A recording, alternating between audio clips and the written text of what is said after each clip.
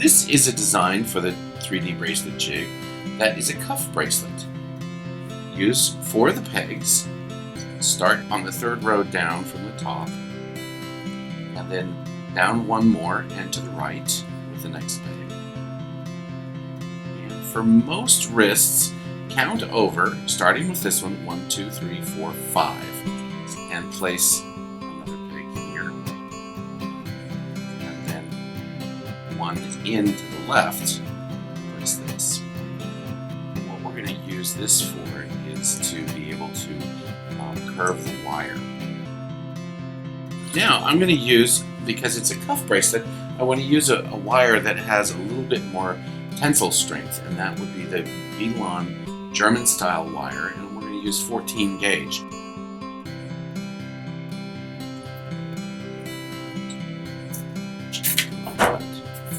So here we're going to use this just a little bit different than you've used the jig before.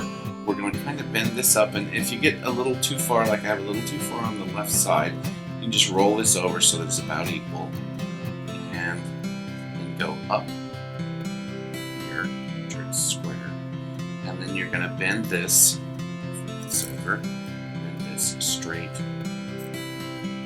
down, just like that. We have the pin in here to keep that from rounding more. This will give you a nice square corner. Just pull this nice and tight, and pull this one straight down as well. You can over pull and then come back, and it gives you a really nice right angle there. So now just pull one of these out, make your wire form, come right off of the jig. Now we're going to slide one pearl on. Again, this is 14 gauge wire, and this is a large hole pearl with CZs.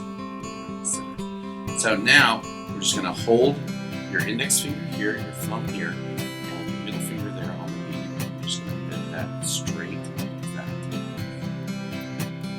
On the same plane as the other wire. And we can do the same for the other one. So kind of get an idea for what's going on here. You basically just used a piece of wire and 2 beads. Very, very nice bracelet. Finished with this. So that's the form you're kind of looking for. Then use the jig once again to just hold the bead off of the edge of the jig, and then just form this over so that you have the same shape going for that side. And do the same thing on this side. Hold it again on the edge. So that that's wires.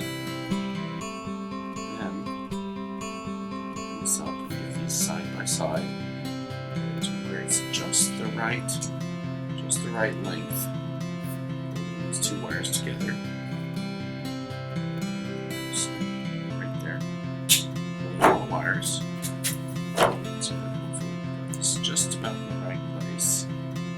Just need to use an artistic wire crimp to connect this, and we'll also use the mighty crimp tool. Align this in there about 1.5 millimeters from the end. Put the wire on top first, go to about the halfway mark, and put your thumbnail right there. Then insert this back in there, and 1 compression. Compression of this causes the tooth puncture down into the crimp and then into the wire. Same on the other side, push it all the way in. Same thing. In most cases, I would want that dimple on the inside, but it doesn't really matter because you can see it, but it's not that bad. So now you have your cuff bracelet, and you could attach different types of wire to this. I kind of like to squeeze these together just with my fingers. And now I'm going to do a twist. So holding very tightly with my left hand, and then twist this a couple of times, just like that. And do the same thing on the other side. I'm going to twist in the opposite direction.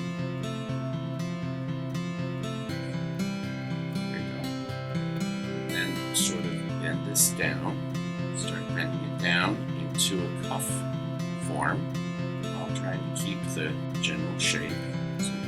So this can be bypassed, or they could just come right together in it.